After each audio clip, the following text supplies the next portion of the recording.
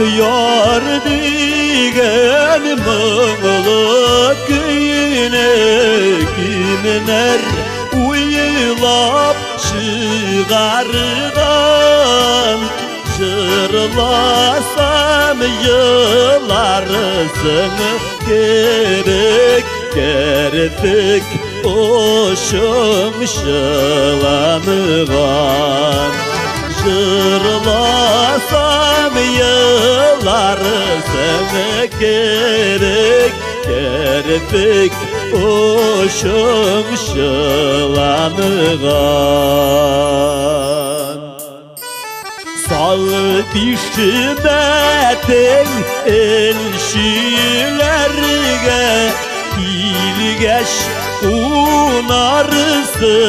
inede Sügenengene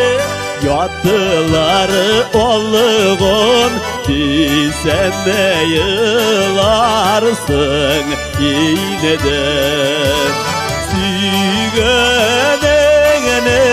yattılar olgun Dizeme yılarsın inde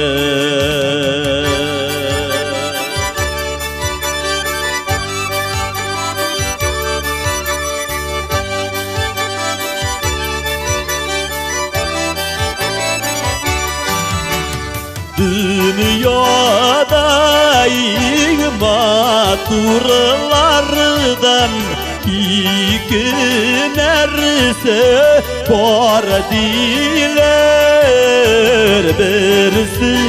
onun yaşlek ömür birisi süygen yar diler birisi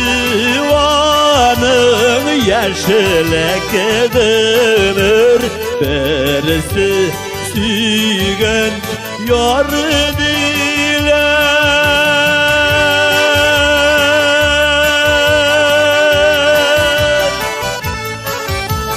birisi süygen